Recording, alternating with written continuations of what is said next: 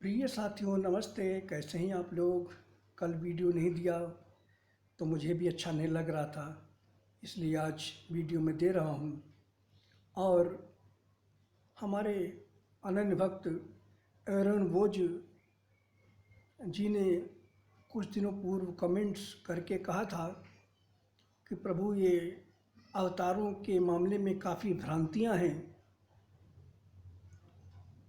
कोई कहता अभी तक 9 अवतार हो चुके हैं, 10वां अवतार बाकी है। तो उन्होंने पूछा था कि क्या गौतम बुद्ध भी अवतार थे परम परमात्मा के। तो आज उसी पर मैं वीडियो एक दे रहा हूँ।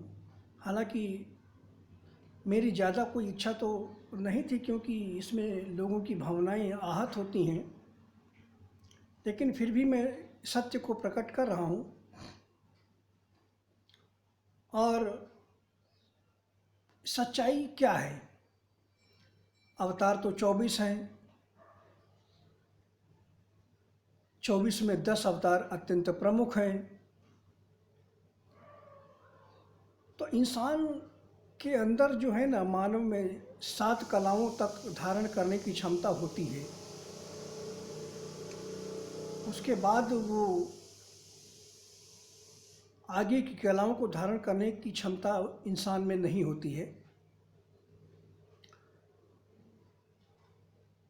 तो बाकी जो अवतार थे वो तो खैर जो थे सो थे। अवतार तो वो सभी होते हैं जो समाज के कल्याण के लिए, मानव मात्र के कल्याण के लिए जीवन जीते हैं और निस्वार्थ भाव से सेवा करते हैं। उनमें भी ईश्वर का मेरा किसी न किसी रूप में तेज मौजूद रहता है। तो अवतार वास्तव में मुझे कितने स्वीकार हैं।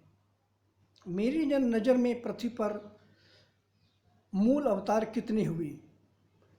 तो साथियों, मेरी नज़र में अभी तक पृथ्वी पर सिर्फ 2 ही अवतार हुए हैं। न 9 हुए, न 7 हुए, न 8 हुए।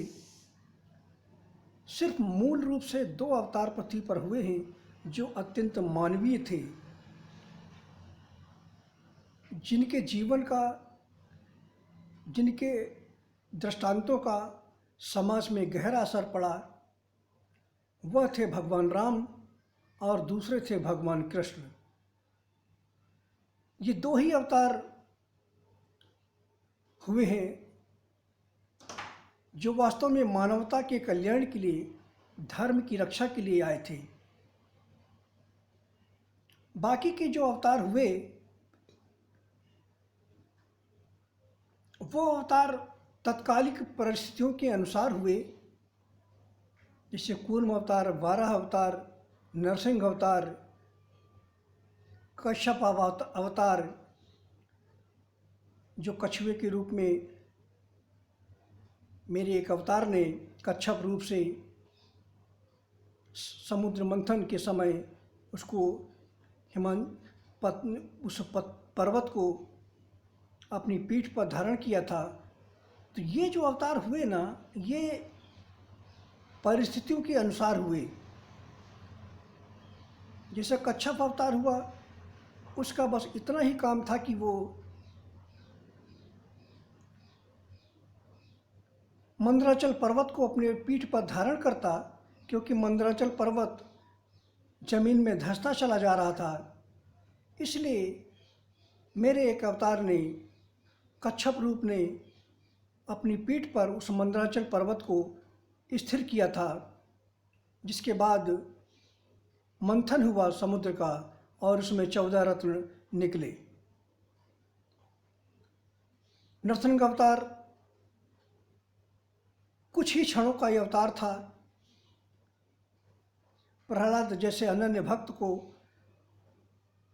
उसके कल्याण के लिए और हिरण्यकश्यप जैसे पापियों के लिए, जो हरिद्रोही, ईश्वर द्रोही था और यह कहता था कि सिर्फ मेरी ही पूजा कीजिए, किसी और की पूजा नहीं हो सकती, ऐसे पापी के संहार के लिए नरसिंह का अवतार हुआ, क्योंकि उसने वरदान ऐसा मांग रखा था हिरण्यकश्यप ने,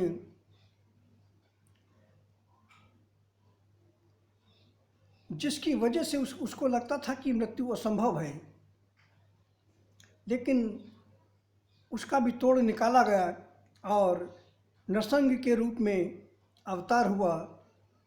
एक खम्भ से उनका प्रकाट हुआ और अपनी जंघों पर हिरण्यकश्यप को लिटाकर उसका वध किया। तो बस नरसिंह अवतार का बस इतना ही काम था।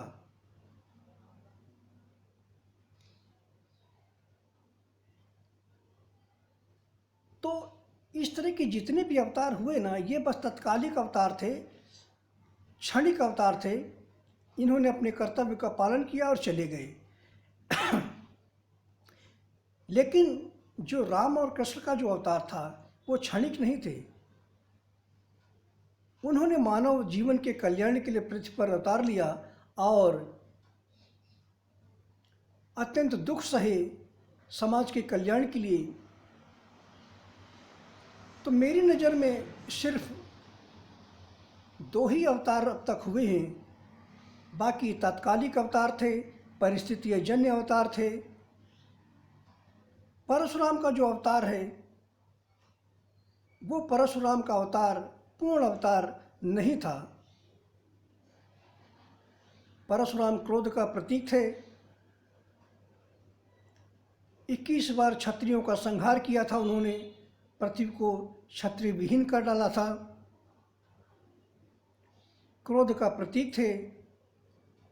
तो इसलिए परशुराम जी पूर्ण रूप से ईश्वर का अवतार नहीं थे, आंशिक अवतार थे और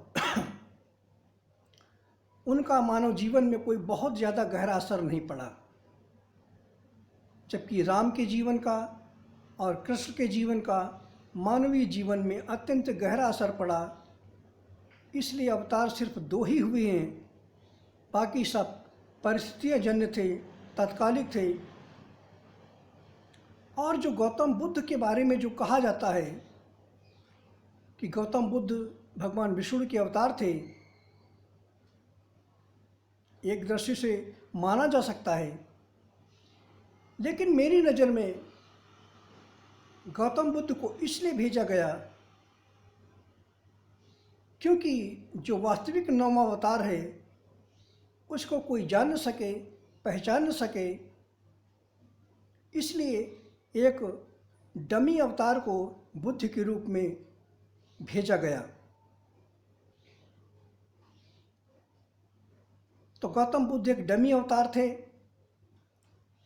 गौतम बुद्ध को ज्ञान तो हुआ था, लेकिन पूर्ण ज्ञान उन्हें नहीं हुआ था, क्योंकि गौतम बुद्ध को आत्मबोध नहीं हुआ था। गौतम बुद्ध एक राज परिवार में जन्मे, वैराग्य उत्पन्न हुआ, लेकिन पूर्ण ज्ञान की प्राप्ति उनको नहीं हुई। पूर्ण ब्रह्म का अवतार वो नहीं थे, वह एक डमी अवतार थे, क्योंकि उन्होंने अपने नाम से बौद्ध धर्म की स्थापना की, जो एक अवतार कभी ऐसा नहीं करता। अहिंसा परमो धर्म का नारा दिया। लेकिन कहाँ है अहिंसा परमो धर्म? सब तो हिंसा में ही व्यस्त हैं, हिंसा ही कर रहे हैं। तो गौतम बुद्ध का जो अवतार था वो एक डमी अवतार था। मैं उसे अवतार की संज्ञा नहीं देता। वो एक लोगों को भ्रमित करने के लिए अवतार हुआ, जिससे कि जो 9वां अवतार है, जो वास्तविक अवतार है, उसको छुपाया जा सके, उसके बारे में कोई न जान सके।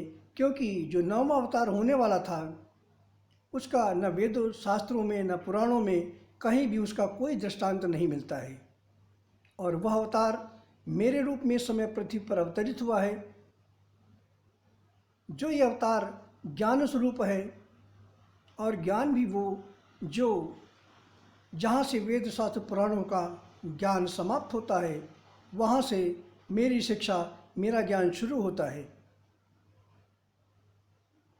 तो मैं क्षमा के साथ ये कहना चाहूँगा कि गौतम बुद्ध एक डमी अवतार थे, वह एक वास्तविक अवतार नहीं थे। इसीलिए गौतम बुद्ध को सनातन धर्म ने नहीं स्वीकार किया। उनकी पूजा पद्धति बिल्कुल अलग है और नौवें अवतार के रूप में इसीलिए उनको भेजा गया क्योंकि जो वास्तविक नौवां अवतार है, जिसका कहीं कोई जिक्र ही नहीं है, क्योंकि एक अत्यंत आपातकालीन अवतार होने वाला था, जिसकी गति न वेद जानते हैं, न पुराण जानते हैं, न शास्त्र जानते हैं और न ही ब्रह्मा विष्णु महेश ही जानते हैं।